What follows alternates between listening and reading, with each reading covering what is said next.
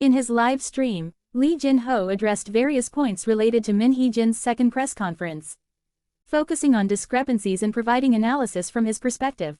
1. KakaoTalk Messages Timeline. Contrary to Min Heejin's claim that certain KakaoTalk messages about new jeans were from 3 years ago, and she had forgotten them, Lee Jinho clarifies that these messages are actually 2 to 3 months old, from the time of award ceremonies.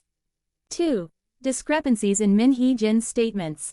Lee Jinho highlights inconsistencies between Min Heejin's statements in the press conference and the evidence.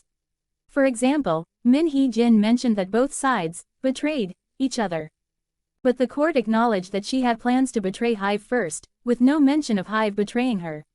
3. Legal threats and press conference omissions. He criticizes Min Heejin's lawyers for making an empty threat that Hive cannot dismiss the 2 Adore board members due to the injunction. He finds it notable that this was not mentioned in the press conference if it was truly a significant issue. 4. Court's use of betrayal. Lee Jinho finds it noteworthy and unusual that the court used the term betrayal in its documents, emphasizing the serious view the court took on Min Heejin's actions against Hive. 5. Nature of the injunction. He reiterates that the court's decision was just an injunction, which is meant to maintain the status quo. That is, keeping Min Heejin in her position for now. This does not mean Min Heejin has won the case. The court has instructed both parties to fight it out in the main lawsuits, indicating no final judgment has been made. 6. Motives behind the press conference. Lee Jinho analyzes Min Heejin's motives for the press conference and her offer of peace. He suggests that Min Heejin is positioning herself such that if Hive were to dismiss her through other means, she could be seen as a hero or martyr by her fans and the general public. 7. Public reactions and criticism.